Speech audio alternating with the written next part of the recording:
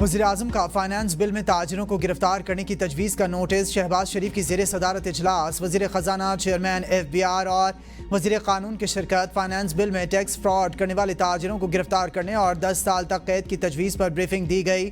मुल्क भर की ताजिर तंजीमों ने फैसले पर शदीद तहफ़्फ़ुज़ात का इजहार कर रखा है। पाकिस्तान बिजनेस काउंसिल ने वज़ीर-ए-आज़म को ख़त लिखकर FBI के इक़दामात पर नोटिस लेने का मुतालबा किया था।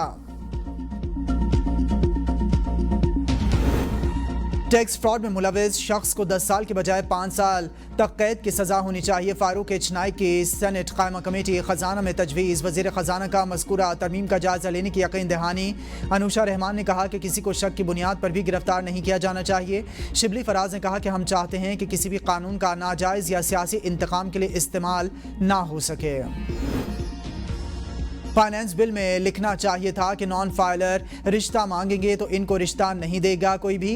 ये समोसे खरीदेंगे तो इनको साथ में चटनी नहीं मिलेगी। एक पैर का इस्तेमाल करके लंगड़ा कर चलेंगे ताकि दूर से पता चले कि नॉन फाइलर जा रहा है। अब्दुल कादिर पटेल ने कौमी असम्बली में नॉन फाइलर्स पर तंजिया जुमले कहे। कहा कि शायद हुकूमती बेंचेस में ये खुशफहमी है कि पीपल्स पार्टी हर चीज़ को सपोर्ट कर जाएगी।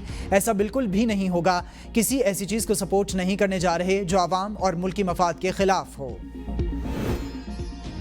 पंजाब असम्बली के इजलास में मुतादिद बिलों की मंजूरी। हुकूमत और अपोजिशन आमने सामने। मुसविदा कानून centre of excellence on countering violent extremism bill पर बहस में अपोजिशन लीडर मलिक अहमद खान भच्चर ने कहा कि बिल की मंजूरी के बाद कोई सवाल नहीं कर सकेगा कि आवाम का पैसा कहाँ गया।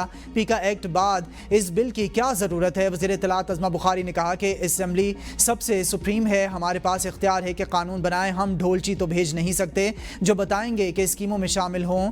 ये बिल सिर्फ इसलिए है कि अवामी प्रोजेक्ट्स की तशहीर की जा सके। वज़ीर ख़जाना पंजाब मुश्तबा शुजाउर रहमान ने कहा है कि आइंदा माली साल का बजट वज़ीर आला मरियम नवाज शरीफ के तरक्याती विजन का आईनादार होगा। बजट में कोई नया टैक्स नहीं लगाया जाएगा।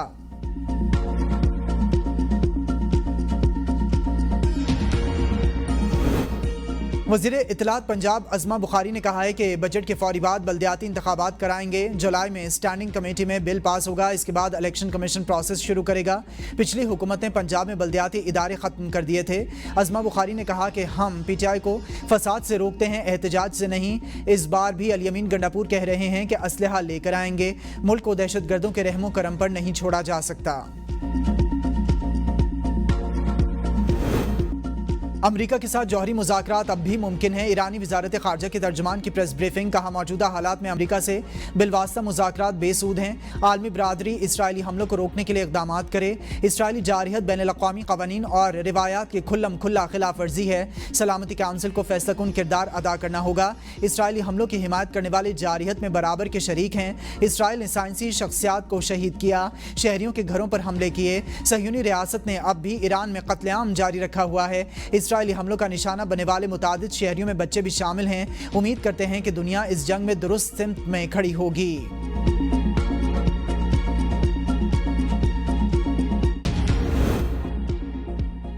ईरान का इसराइल पर एक और बड़ा हमला। 100 के करीब बैलिस्टिक मिसाइल दाग दिए। तल अवीव, मकबूजा, बैतुल मक़दस और इसराइली शहर हाइफा जोरदार धमाकों से गूंज उठे।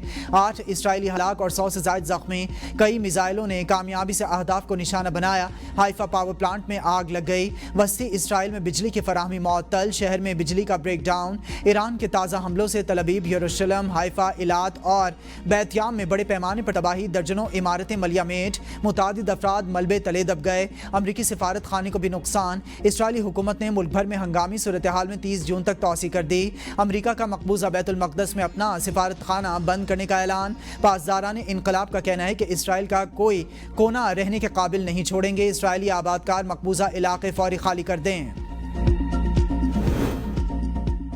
अमरीकी सदर डोनाल्ड ट्रंप का ईरान और इसराइल के दरमियान जंग में शामिल होने का इंदिया। अमरीकी टीवी की सीनियर सहाफ़ी रीचल स्कॉट से ऑफ कैमरा गुफ्तगू करते हुए ट्रंप ने कहा कि यह मुमकिन है कि हम ईरान और इसराइल की इस लड़ाई में शामिल हो जाएं। फिलहाल अमरीका किसी फौजी कार्रवाई में मुलविस नहीं है।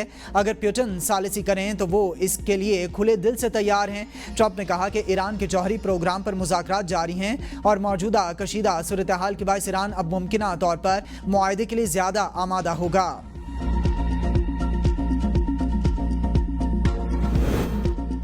اسرائیلی وزیراعظم نیتنیاہو کہتے ہیں کہ ہم نے اصفہان ری ایکٹر اور نتنز جوہری مرکز کو تباہ کر دیا، ایرانی قیادت کو کامیابی سے نشانہ بنایا۔ خفیہ معلومات ہیں کہ ایران حوثیوں کو جوہری ہتھیار منتقل کرنا چاہتا ہے۔ جوہری مذاکرات ایران کی یورینیم افزودگی سے دستبرداری پر ہی کارآمد ہوں گے۔ ایران ہمارے حملے سے حیران رہ گیا۔ اسرائیلی کارروائیوں کے نتیجے میں ایران میں حکومت تبدیل ہو سکتی ہے۔ اسرائیل کی جانب سے ایرانی سپریم لیڈر آیت اللہ خامنائی کے قتل کا منصوبہ بنانے کا انکشاف، امریکی صدر ٹرمپ اسرائیلی منصوبے کو ویٹو کر چکے۔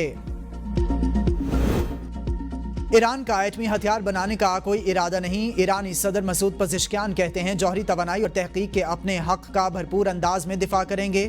ایرانی قوم کو ہر اختلاف، مسئلے اور رکاوٹ کو پس پشت ڈال دینا چاہیے۔ ہمیں اس نسل کش مجرمانہ جارحیت کے خلاف اتحاد اور یکجہتی کے ساتھ مضبوطی سے کھڑا ہونا ہوگا۔ وزیراعظم کی آئی ٹی تربیتی پروگرامز کی جلد تکمیل اور مدت کا تعین یقینی بنانے کی ہدایت۔ آئی ٹی سے متعلق اجلاس میں شہباز شریف نے کہا کہ گرمیوں کی چھٹیوں میں سمر کیمپس میں آئی ٹی تربیت دی جائے۔ پاکستان کا سب سے قیمتی اثاثہ نوجوان افراد قوت ہیں۔ سکولز، کالجز، یونیورسٹیز میں آئی ٹی کی تربیت یقینی بنائی جائے۔ وزارت تعلیم، ہائر ایجوکیشن کمیشن اور نیپٹیک وزارت آئی ٹی کے ساتھ مل کر کام کریں۔ آزاد کشمیر، گلگت بلتستان اور اسلام آباد میں 50,000 ٹرینیز کی تربیت کا ہدف مقرر۔ مصنوعی ذہانت پروگرام سے 3 لاکھ طلبہ کو تربیت دینے کا منصوبہ۔ پشاور بی آر ٹی کا کرایہ 20 روپے سے بڑھا کر 30 روپے کر دیا گیا۔ ایکسپریس روٹس پریمیم سروس کا کرایہ 60 روپے سے بڑھا کر 70 روپے کر دیا گیا۔ نئے کرایہ کا اطلاق 1 جولائی 2025 سے ہوگا۔ مہنگائی کے ستائے عوام کے لیے بری خبر، پیٹرول کی قیمت میں بڑا اضافہ۔ پیٹرول کی قیمت میں 4 روپے 80 پیسے، ہائی سپیڈ ڈیزل کی قیمت میں 7 روپے 95 پیسے کا اضافہ۔ قیمتوں میں اضافے کے بعد پیٹرول کی نئی قیمت 258 روپے 43 پیسے، ہائی سپیڈ ڈیزل کی نئی قیمت 262 روپے 59 پیسے ہو گئی۔ وزیراعظم نے علاقائی کشیدگی کے تناظر میں پیٹرولیم مصنوعات کی قیمتوں پر نظر رکھنے کے لیے اعلیٰ سطح کمیٹی قائم کر دی۔